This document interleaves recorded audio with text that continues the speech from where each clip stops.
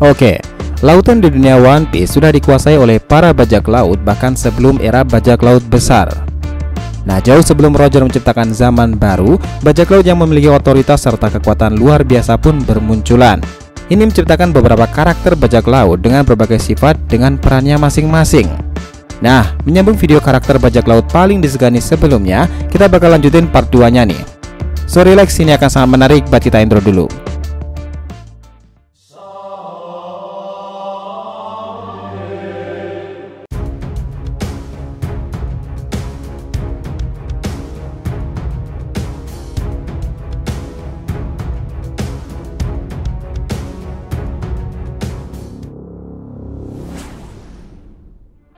Hai guys, welcome back to the RTV channel. Nah, kali ini kita akan lanjut membahas beberapa karakter bajak laut yang paling disegani dalam dunia One Piece part 2. Oke, biar nggak salah persepsi, silahkan tonton sampai habis ya. Nah, karakter pertama, Rock Disebek. Nah, Rock Disebek sendiri adalah sosok yang mendapatkan respect dari 3 Yonko saat ini, yaitu Shirohige, Kaido, Big Mom, dan lainnya di eranya sendiri. Nah, tidak banyak yang diketahui tentang Rock Disebek ini, dia itu karena pemerintahan dunia telah melakukan segalanya untuk menghapus namanya dari ingatan semua manusia. Nah, menurut Sengoku sendiri, Sebek juga merupakan sosok yang sangat kuat dan mungkin dia juga merupakan karakter terbesar dan terpenting di dunia One Piece sendiri. Dia adalah ancaman terbesar pemerintahan dunia 40 tahun yang lalu karena Rock sendiri adalah bajak laut yang kejam yang ingin menguasai dunia. Serta kita tahu nih, mereka menentang pemerintahan dunia sendiri secara langsung dan bertindak sebagai kelompok teroris pada prosesnya. Nah, Rock Disebek adalah saingan Roger yang terbesar dan paling berbahaya di masa itu. Bahkan krunya sendiri dipenuhi oleh para monster, termasuk Kaido, Shirohige, serta Big Mom. Nah, satu-satunya cara 3 dari 4 Yonko di dunia baru ini bisa setuju untuk mengikuti seorang seperti Rock Disebek sendiri adalah jika mereka itu juga menghormatinya. Oke, next karakter berikutnya dia adalah Akagami no Sang.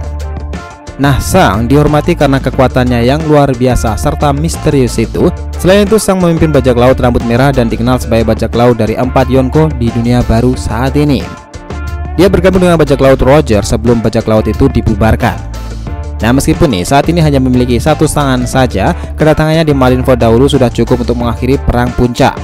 Nah, Sang juga merupakan sosok yang lumayan populer dan sangat karismatik, sama seperti tokoh protagonis utama di serial ini, yaitu Monkey D. Luffy. Nah, kita tahu nih, dia adalah alasan mengapa Luffy itu memutuskan untuk menjadi seorang bajak laut dan para marinir takut harus melawannya karena kekuatannya yang luar biasa itu serta haki yang kerap dimilikinya itu. Nah, Shirohige mungkin menganggapnya sebagai anak kecil, tetapi dia tetap menghormatinya. Dan kita tahu nih, bahkan Dracul Mihawk sendiri itu juga menghormati ilmu pedangnya dari Sang. Oke, selanjutnya itu adalah Jinbei. Nah, dahulu Jinbei itu merupakan bagian dari sisi Bukai serta karakter yang sangat kuat. Bahkan kekuatannya itu sebelum time skip terjadi, kekuatannya sendiri seperti melebihi kekuatan seluruh kru topi jerami. Nah, mungkin kekuatannya itu saat ini sudah sedikit berkurang, apalagi Luffy, Zoro, Sanji, dan seluruh kru topi jerami sekarang sudah menjadi luar biasa kuat nih.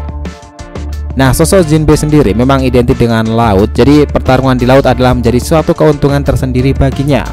Nah, bukan berarti ketika bertarung di darat Jinbei itu lemah ya, karena kemampuan karatenya itu bisa membuat musuh kewalahan menghadapi Jinbei. Nah, selain kuat, Jinbei sendiri itu merupakan sosok yang menjadi jembatan untuk mendamaikan perselisihan antara manusia ikan dan manusia di daratan. Nah, inilah yang kemudian menjadi alasan mengapa Jinbei itu dihormati baik oleh manusia ataupun sesama manusia ikan. Kita tahu nih, Jinbei mungkin membenci para bajak laut, tetapi dia masih bertugas di bawah Fisher Tiger. Dia itu kemudian menjadi kapten bajak laut Matahari tak lama setelah kematian Tiger sendiri. Dan kita tahu pula mantan panglima perang memiliki banyak kehormatan dan harga diri, dan dia sangat dihormati orang-orang yang dia layani itu, apakah mereka manusia atau bahkan manusia ikan sendiri. Nah, para bajak laut dan marin itu sama-sama mengagumi Jinbei karena kesetiaannya itu. Dan orang-orangnya benar-benar memujanya karena dia telah menghabiskan sebagian besar hidupnya tanpa pamrih membantu manusia ikan dan merfolk dengan cara apapun yang bisa dia lakukan. Nah, karena seperti yang kita bilang tadi Jinbei itu kuat, Jinbei merupakan sosok yang paling penting untuk menjadi penengah dan jembatan antara perdamaian dan perselisihan antara manusia ikan dan manusia di daratan. Nah, hal ini kemudian menjadi alasan kenapa Jinbei itu sangat dihormati. Oke, next, Dracul Mihawk. Nah, Mihawk sendiri dihormati oleh setiap para pendekar pedang, dan kita tahu nih, dia adalah bisa dibilang salah satu anggota terkuat di grup ahli para pendekar pedang. Nah, Mihawk adalah orang yang sangat serius dan dia hampir tidak pernah tersenyum. Nah, meskipun dia menghabiskan sebagian besar waktunya sendirian, dia itu masih mempertahankan beberapa hubungannya dengan beberapa karakter lain.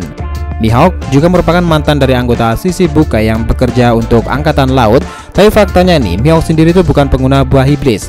Kekuatannya itu berasal dari hasil kerja kerasnya terdahulu. Nah, kita tahu bahwa kekuatan Mihawk sendiri itu terdapat pada kemampuan berpedangnya serta pedang sendiri yang bernama Yoru itu.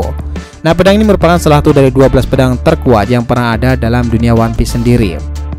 Walaupun kita tahu jarang diperlihatkan bagaimana aksi dan kekuatan dari Mihawk sendiri, di dalam Arc Marineford dahulu kita dapat melihat jelas bagaimana kengerian dari seorang Mihawk sendiri. Pertama yang mungkin kita ingat saat itu adalah kemampuannya melihat dari jarak jauh, lalu tebasan pedang Yoru yang sangat dahsyat itu. Nah, saking mengerikannya itu, dia itu mampu menebas air laut yang membeku dengan satu tebasan aja nih. Nah, karena kemampuan berpedang yang mengerikan inilah, dia menjadi salah satu ahli pedang yang dihormati di seluruh dunia bajak laut serta angkatan laut. Nah, selain itu, Dracul Mihawk sendiri memiliki rasa hormat yang sangat kuat dan dia mematuhi kode etik swordsman. Dia adalah salah satu pendekar pedang terkuat dalam sejarah dan penguasaan setiap senjata tajam membuatnya mendapatkan gelar pendekar pedang terhebat di dunia One Piece. Oke, terakhir Goldie Roger. Nah, beberapa karakter terkuat dalam serial ini tidak membutuhkan buah iblis untuk menjadi kuat, dan Goldie Roger sejauh ini adalah contoh terbaiknya. Roger sendiri adalah orang yang kemudian menjadi raja bajak laut asli dan dia sangat dihormati oleh krunya. Dia juga sangat dihormati oleh orang-orang seperti Garp atau bahkan Shirohige. Nah, Roger sendiri juga merupakan sosok satu-satunya yang pernah pergi ke pulau terakhir yaitu Laughtale, dan dia juga berhasil menaklukkan beberapa wilayah seperti Grand Line. Nah, di dalam film One Piece Stampede sendiri, kita diperlihatkan bahwa Roger ini mampu melukai salah satu krunya yaitu Douglas Ballet dengan sangat mudah tentunya. Dan sampai sekarang ini masih belum diketahui nih seberapa besar kekuatan dari seorang Roger sendiri, tetapi yang pasti Roger itu bukanlah orang yang sembarangan. Karena dia mempunyai kru yang sangat luar biasa kuat dan dia juga memiliki predikat sebagai raja bajak laut. Nah, kita tahu bahwa legendanya itu berlanjut hingga saat ini dan kematiannya saat itu mengantarkan era bajak laut yang hebat itu. Nah, itu adalah kata-kata terakhirnya yang berhasil menginspirasi banyak generasi bajak laut baru. Gimana menurut pendapat kalian? So guys, jadi itulah tadi pembahasan kita mengenai karakter bajak laut di One Piece yang paling disegani ini, part kedua. Jangan lupa kasih saran di kolom komentar dan subscribe channel ini. Semoga ceritanya itu memberikan informasi dalam tiap pembahasan animenya. Thank you telah menonton konten DR TV and will be come back.